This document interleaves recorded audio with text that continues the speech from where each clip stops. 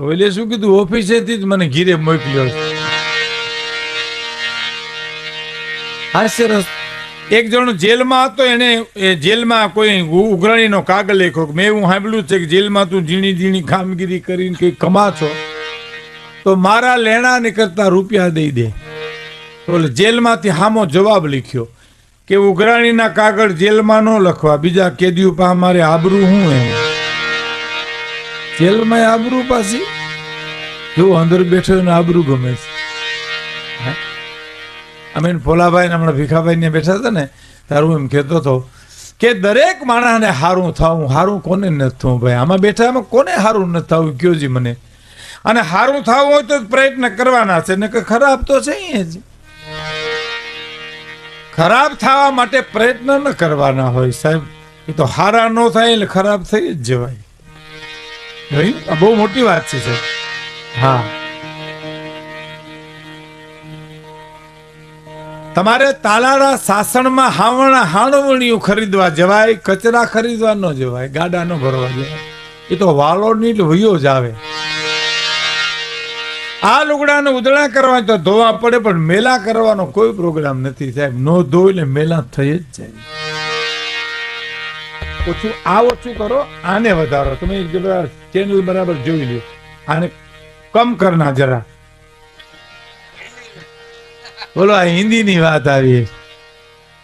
હા, કાનજી બોટા બારોટ છે ને, એ દિલ્હી ગયા ને, દિલ્હી તો રિક્ષા ભાડે બાંધી. તેને રિક્ષા વાળે કંઈક વધારે પૈસા માંગ્યા. તેને કાનજીભાઈ હિન્દીમાં ઉપાડ કર્યો કે હમ તમારી રિક્ષા બાંધતે હૈ કहीं તમે ગરીબડી ના થાતે હૈ. અને હવે ખુટલાય કરતે હૈ, ये फर्जा नबली होगी, तुमको नहीं जरेगा, मोहरवा निकलेगा. કાનજીભાઈ રજૂ વાત આવી. હા, સિતાર કેવો કરતો ભાઈ?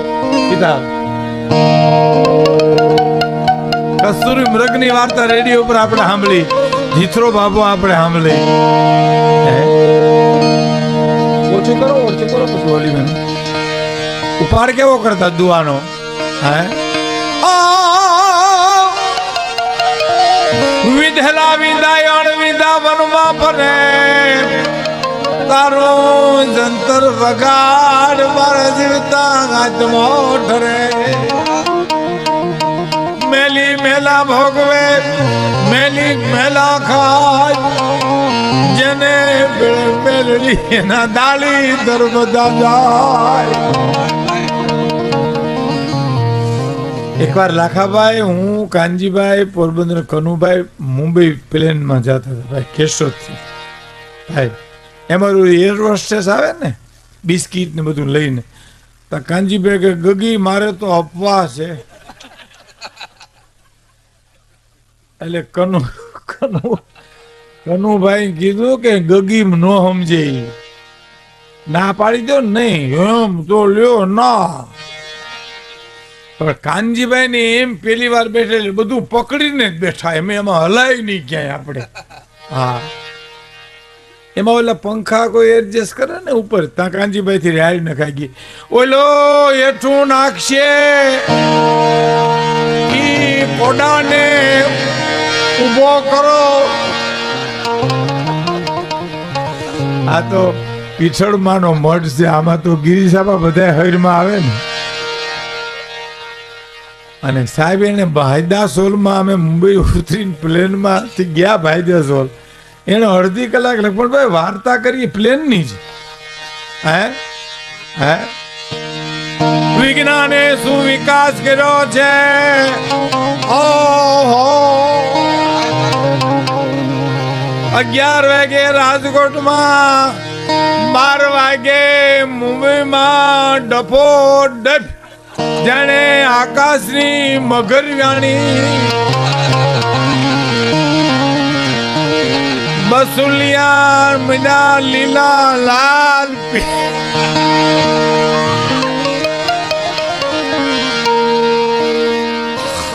કાનજીભાઈ અદભુત અદભુત વાર્તા કરે. કાનજીભાઈ એક બહુ સરસ વાત કરતા. એક જણો બજારમાં નીકળ્યો તો એક મહેમાન સામો મળ્યો, એટલે એની શૈલીમાં તું નહીં કહું, મને પાછું દાંત આવે છે એમાં. હે થવા દ્યો.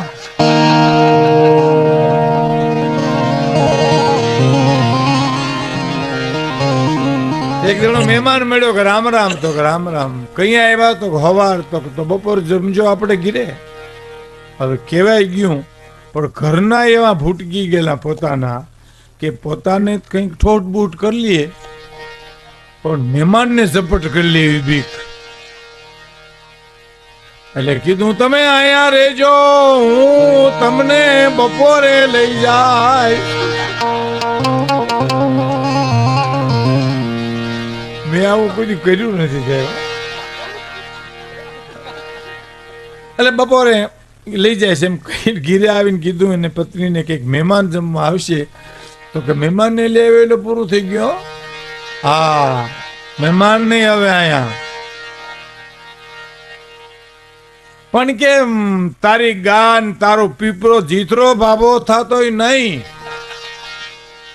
નહીં એટલે નહીં ભાઈ. પછી બહુ કરગેલો ને તારે એની પત્ની કીધું કે લ્યાય પણ એક શરતી, હું પીરું ખાવાનું, પછી કેતો નહીં પાપડ આવવા દ્યો, હાથણું આવવા દ્યો, દહીં ક્યાં ગયું.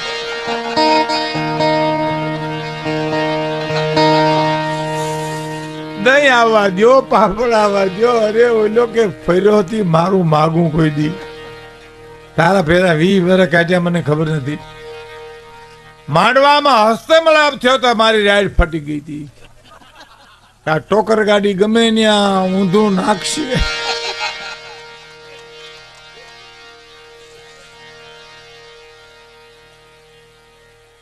હું પીરું હું ખાવાનું બસ. એટલે આવ્યો બિચારો મહેમાનને લઈને આવ્યો, ભોળ્યો રાજા ભૂલી ગયો ભાઈ બધું. આથણું આવવા દો, પાપડ આવવા દો, દહીં ક્યાં ગયું, ગુંદાનું આથણું દો. બાઈને રહોડામાં મંડી નસું ખેંચાવા કે આણે શરતનો ભંગ કર્યો. અને કઢીના પાટિયા ગામડામાં થતા ખબર, ઠીકરાના. એ રીડબામ દઈને પાટિયો કઢીનો માર્યો, પણ આખો કઢી કઢી મહેમાનની રૂબરૂમાં સાહેબ. મહેમાનને નોખો બરકીને જો ને મારી દિશા, તો મહેમાન કે તારે ઘરેથી બાઈ તો બહુ સારી કહેવાય. આ કઢીના પાટિયા મારે તોય. હા, મારા બેન નો સ્વભાવ તો બહુ નિર્મળ,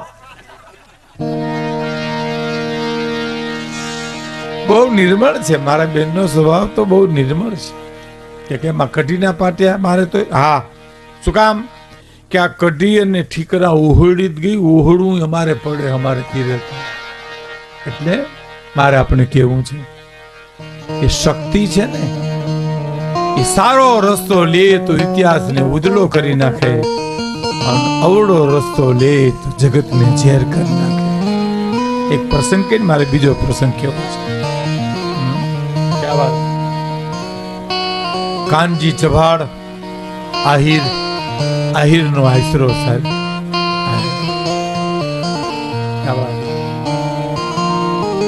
આહિર ના મહેમાન કાનજી ચભાડ થઈને નાગદાનભાઈ દેવાનંદ ને, આમ તો દેવાનંદ હે, હા દેવાનંદભાઈ વાંગીયો સાહેબ.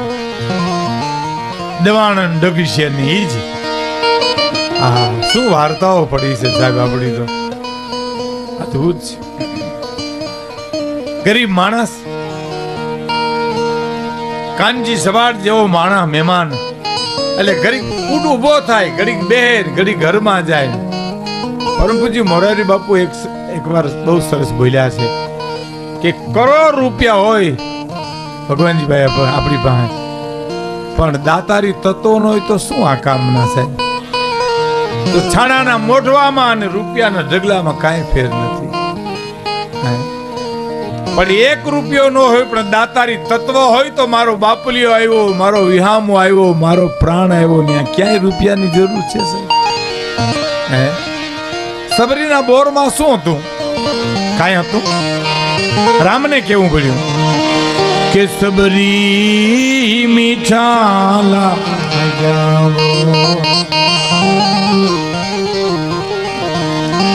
મીઠા લાગ્યા બોલ એ સબરી મને મીઠા લાગ્યા બોલ એ જેમાં તારી ભાવના મોર સબરી મને મીઠા લાગ્યા મોર ભાઈ તારા મીઠા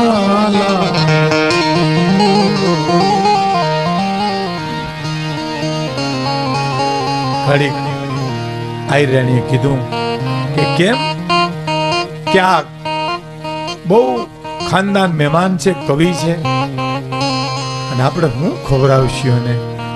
તો કે કાંઈ વાંધો નહીં, આ કહાની તાહળીયું બે છે ને, તમે હું એક તાહળીમાં ખાઈ છીએ ને, એક તાહળી વેપારીને મૂકી આવો, ઘરની ભેં તો દોવા દે, ચોખા ને ખાંડ લઈ આવો, આપણે ખીર ખવડાવશું સાહેબ. અને પછી કે ઠીકરાના વાસણમાં ખાવું આપણે બે, એક તાહળી વચ્ચે મહેમાનને ખવડાવી દીધું. અને કાનજી ચબાડ બધું જોવે છે પરિસ્થિતિ. ખીર ખાધી અને પછી આયર મીનો ઉભો થવા, અહીંથી આમથી જવા. આયરાને કીધું કે શું મૂંઝાણા કે આને શીખ દેવી જોઈએ ને કે ભેહ દઈ દ્યો ને, કે પછી ગમે એ કરશું પણ તને તો નામ રહી જાય.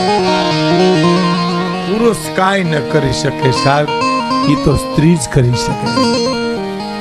સ્વામી સચ્ચિદાનંદે એક જગ્યાએ જુનાગઢમાં પ્રવચન કર્યું છે, એના શબ્દ હું તમને કહું. મારા ઘરેથી નીકળે એટલે થાકે, કરોડપતિ પણ થાકે અને રોડપતિ એ થાકે, પણ એનો થાક ઉતરી ક્યારે જાય? ઘેરે આવે થાક ઉતરી જાય. પણ ઘેરે થાકે એનો થાક દુનિયામાં પછી ક્યાંય ન ઉતરે. અને ઘેરે તો જ નો થાકે કે એના બાપની હારે પ્રેમ હોય, મા દીકરાનો પ્રેમ હોય, પતિ પત્નીનો પ્રેમ હોય. ઘેરે જાય તો બાપ એમ કે મારો દીકરો આવી ગયો, મા એમ કે મારો પ્રાણ આવ્યો, પત્ની એમ કે મારો પતિ આવ્યો. ત્યાં કોઈ દી થાક ન લાગે.